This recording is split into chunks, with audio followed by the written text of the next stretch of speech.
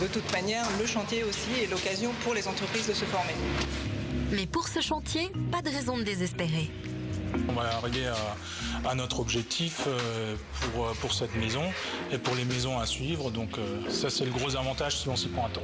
Avec tous ces adhésifs, la maison semble en convalescence.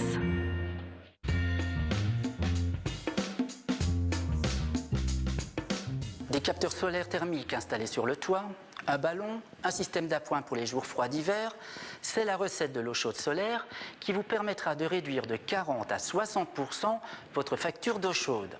L'approche doit être effectuée par un professionnel qualifié Calisol qui effectuera les contrôles et les essais préalables à toute mise en service.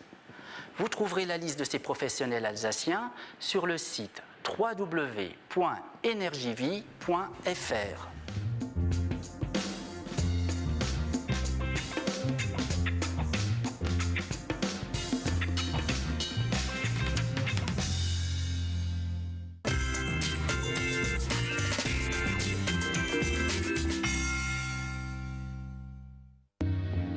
EDF, sa filiale ES et la région Alsace vous ont présenté Ma maison en chantier.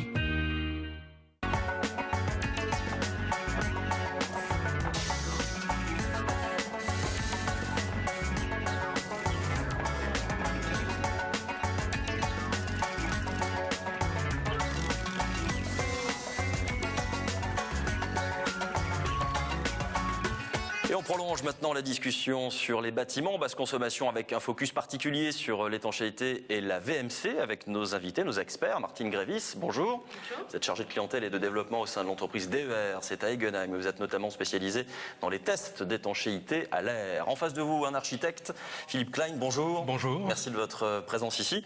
À côté de vous, vous venez de la voir dans les épisodes de Ma maison en chantier, Alice Ducoté. Bonjour Alice. Bonjour. Le plaisir de vous voir en vrai, de vous voir avec une bonne mine d'ailleurs, ce qui me laisserait dire que ça fait du bien d'habiter dans une maison basse consommation. Oui, ça fait du bien et surtout ce qui fait du bien c'est d'avoir fini les travaux. Ouais. Nous sommes très satisfaits effectivement de notre maison actuelle. Ça fait 1 an qu'on a emménagé maintenant et c'est vrai que ça fait du bien de voir les travaux enfin finis. Oui, parce que là, on vous a vu dans les épisodes précédents, c'était plus une phase où vous en aviez un petit peu jusque-là, de voir qu'il y avait encore des fuites, enfin c'était vraiment très compliqué. Bah oui, et puis bon, c'est vrai que l'étanchéité, c'était un sujet que nous connaissions pas, qu'on a découvert et qui finalement nous apporte énormément parce qu'il y a un véritable confort au sein de la maison. On n'a pas de courant d'air qui passe aux alentours des fenêtres, aux alentours des portes. Enfin, vraiment, on est bien, on sent bien que la chaleur est diffuse. On consomme beaucoup moins de bois puisqu'on se chauffe au bois. Hein. On consomme beaucoup moins de bois et on est vraiment très satisfait. Bon, bah donc les promesses sont tenues pour l'instant. Oui, tout à fait. Bien sûr, on continuera à en discuter avec vous au cours de cet échange. L'étanchéité, c'est vraiment quelque chose de primordial. C'est presque la clé de voûte dans le cadre d'une rénovation basse consommation. Tout à fait, puisqu'on doit obtenir un certain coefficient pour obtenir le label BBC et qui est donc attribué en fonction de l'étanchéité à l'air de votre bâtiment. Donc s'il n'est pas étanche, pas de label. Voilà. C'est ça, hein, en substance. Par contre, il faut faire bien attention entre l'étanchéité et l'isolation. Oui, c'est pas la même chose, on est d'accord. Voilà. L'étanchéité est un paramètre parmi d'autres pour arriver à faire un bâtiment performant, sachant que là-dedans il y a l'isolation, il y a le mode de chauffage, il y a le mode de renouvellement d'air et il y a l'étanchéité qui est un facteur important. D'autant qu'il vaut mieux le faire très bien du premier coup, c'est très difficile de revenir sur une étanchéité qui est mal faite. C'est très difficile de revenir après coup, surtout si le bâtiment est fini, parce qu'après ça coûte très cher de revenir après coup. Donc c'est clair qu'il faut maîtriser correctement l'étanchéité dès le départ. Est-ce qu'il y a une grosse différence technique dans les faits entre une bonne isolation, on dit ma maison est bien isolée, et une isolation spécifique BBC? Est-ce qu'il y a vraiment un gros différentiel? Alors il y a une différence puisque les niveaux de performance à atteindre ne sont pas les mêmes. Donc on va augmenter peut-être la quantité d'isolant ou le type d'isolant. Donc il y a le niveau de performance n'est pas le même, donc il y a une différence. Aujourd'hui, c'est pas ce qui se fait le plus. On est dans le cadre de cas qui sont pour l'instant un peu particuliers. Est-ce qu'un jour ce sera la norme de rénover comme ça ou de construire comme ça tout simplement? On est en attente d'une nouvelle réglementation thermique RT 2012. Donc 2012 c'est dans 2 ans et à ce moment-là on fera tous la BBC. Donc c'est la norme pour tout le monde dans 2 ans. Voilà, donc après-demain. S'il y a des aides à récupérer, il vaut mieux le faire maintenant alors. Mais au-delà de la norme, je pense qu'on est vraiment dans... Les personnes qui rénovent aujourd'hui ont envie d'un confort et aussi d'une réduction de leurs dépenses. Et ce qui est normal, parce qu'aujourd'hui, on vit une situation un peu difficile, de crise, etc.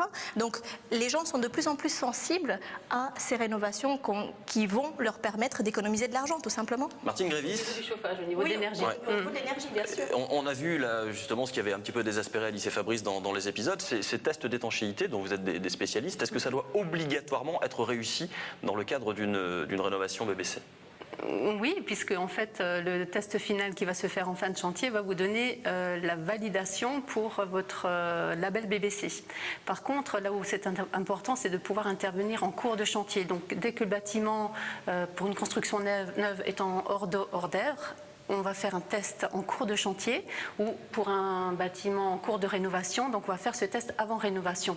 Donc c'est là où c'est très important, c'est de faire ce test en cours de chantier pour pouvoir justement, voilà. Ce que vous avez fait d'ailleurs, avant, pendant, vous en avez fait plusieurs. Et savoir où effectivement l'air passe, parce que dans notre cas, on n'imaginait pas que l'air passait entre la dalle du premier étage. Donc, on a beaucoup de surprises. On a beaucoup de surprises, effectivement. Le premier test permet d'intervenir relativement facilement, à peu de coûts, alors que si on est obligé de réintervenir une fois que le chantier est terminé, c'est effectivement plus gênant. Évidemment. Tiens, à propos de coûts, ça coûte cher un test d'étanchéité, c'est des sommes qui sont quoi? C'est plusieurs centaines d'euros, plusieurs milliers d'euros, plusieurs dizaines de milliers d'euros? C'est quelques centaines d'euros pour un test final, on est aux alentours de 400 € hors taxe. Prise en charge possible avec des aides si on est dans le cadre d'une BBC? Vous avez payé tout ça ou il y a eu des prises en charge? Oui, il y a eu des prises en charge. Je pense que dans la globalité du dossier, on peut prendre en charge aussi cette partie-là. Enfin, c'est l'architecte ou le maître d'œuvre qui s'occupe de cette partie-là.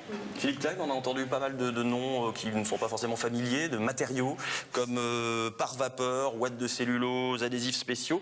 Est-ce que ce sont des matériaux qui sont utilisés uniquement aujourd'hui dans la BBC ou on trouve ça sur d'autres chantiers? C'est les chantiers c'est le matériau qu'on peut utiliser sur d'autres chantiers. Alors après, c'est ce qu'on disait tout à l'heure, pour arriver à un niveau BBC, il faut des performances en termes d'isolation qui sont supérieures, donc forcément des couches qui sont supérieures.